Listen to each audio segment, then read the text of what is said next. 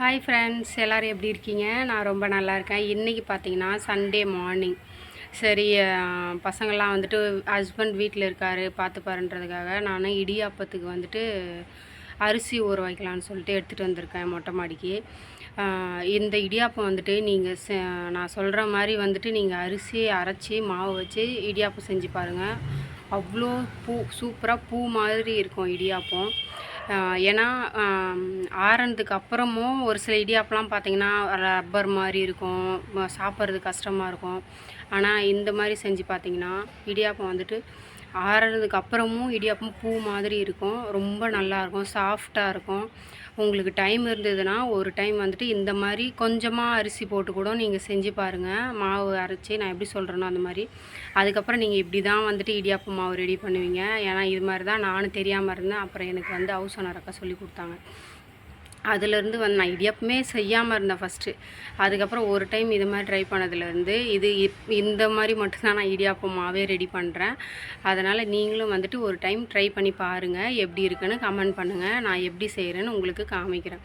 அதுக்கு வந்து ஃபஸ்ட்டு உங்களுக்கு பச்சரிசி வந்து தேவையான அளவு, ஏன்னா இது வந்துட்டு கொஞ்சம் ஒர்க் இருக்கா, இந்த மாவு ரெடி பண்ணுறதுல கொஞ்சம் வேலை இருக்குது.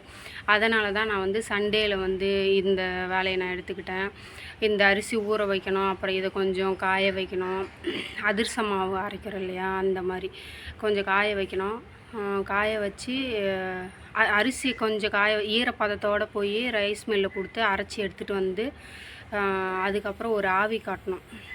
கொழுக்கட்டைக்கு வந்துட்டு ஆவி காட்டும்ல, அந்த மாதிரி ஆவி காட்டி அதை கொஞ்சம் வந்துட்டு கட்டி இல்லாமல் சூடு ஆறுனதுக்கப்புறம் கட்டி இல்லாமல் மாவு மாதிரி கீழேயே நீங்கள் நிழலில் கூட வந்துட்டு ஒரு 10 நிமிஷமோ இல்லை 1/2 ஹவரோ அந்த மாவு வந்து காய வைக்கலாம். காய வச்சுட்டு அதுக்கப்புறம் வெயிலில் நல்லா காய வச்சு கட்டிலாம் இல்லாமல் சலித்து எடுத்து வச்சுக்கிட்டிங்க அப்படின்னா 6 மாதம் ஆனாலும் அந்த மாவு வந்து கெடாது. ஓகேங்களா? ஸோ அந்த மாதிரி வந்துட்டு பர்ஃபெக்டான இடியாப்பம் மாவுன்னு சொல்லலாம். நான் வந்து அதுக்கு ரேஷன் அரிசி தான் எடுத்திருக்கேன், பச்சரிசி. இங்கே பார்த்தீங்கன்னா தெரியும். இதில் வந்துட்டு டஸ்ட்டு, அப்புறம் சின்ன சின்ன வண்டு அந்த மாதிரிலாம் இருந்தது. எல்லாத்தையும் வந்துட்டு ஒரு நிறைய தண்ணி ஊற்றி நல்லா வாஷ் பண்ணிட்டேன்.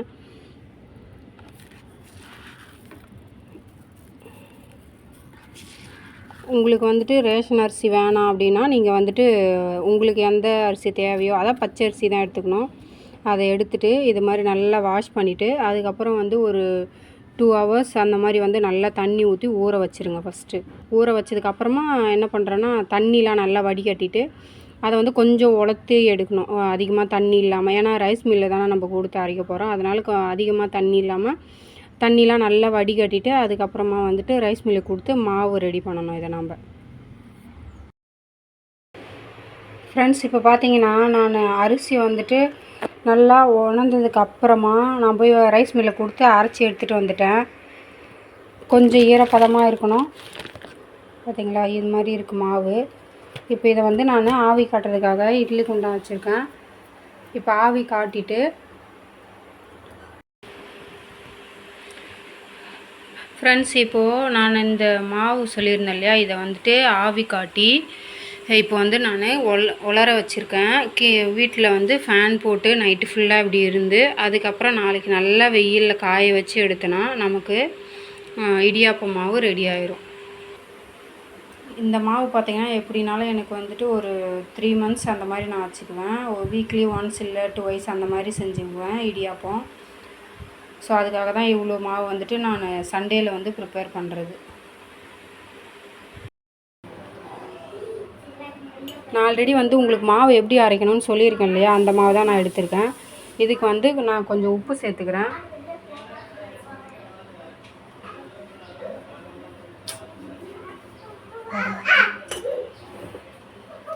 உப்பு சேர்த்துட்டு ஃபஸ்ட்டு மிக்ஸ் பண்ணி விட்டுக்கலாம்.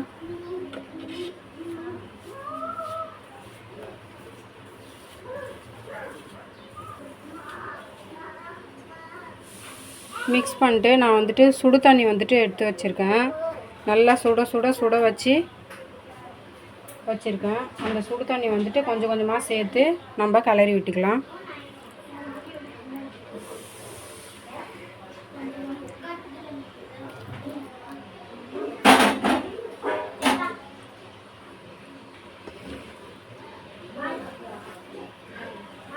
தண்ணி வந்துட்டு கொஞ்சம் கொஞ்சமாக பார்த்து சேர்த்துக்கோங்க.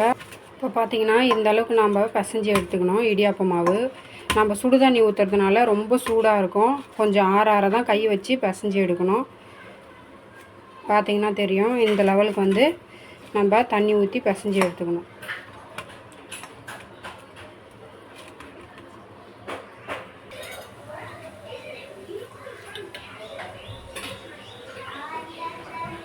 மாவு பிசைஞ்சிட்டு இந்த மாதிரி முறுக்கு குழாயில் வந்துட்டு நான் இடியாப்பம் புழிஞ்சுக்கிறேன்.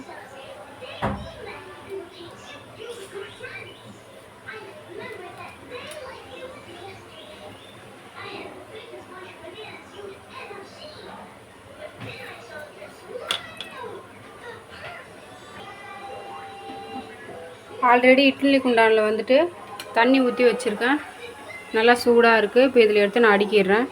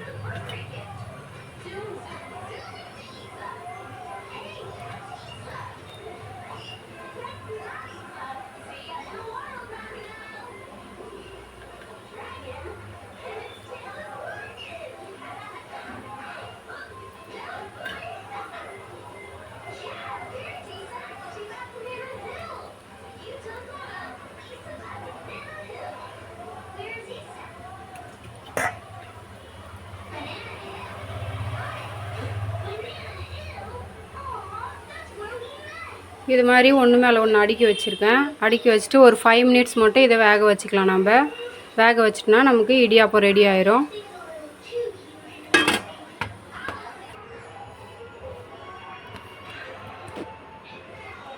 ஃபைவ் மினிட்ஸில் பார்த்தீங்கன்னா நல்லா வெந்திருக்கு. 5 மினிட்ஸில் ஏன்னா நம்ம ஆல்ரெடியே ஒரு ஆவி காட்டி வச்சுருக்கோம் இல்லையா, அதனால் வந்துட்டு நல்லா வெந்திருக்கு. சாஃப்டாகவும் இருக்குது இடியாப்பம். ஆறுனாலும் இதே சாஃப்டில் தான் இருக்கும்.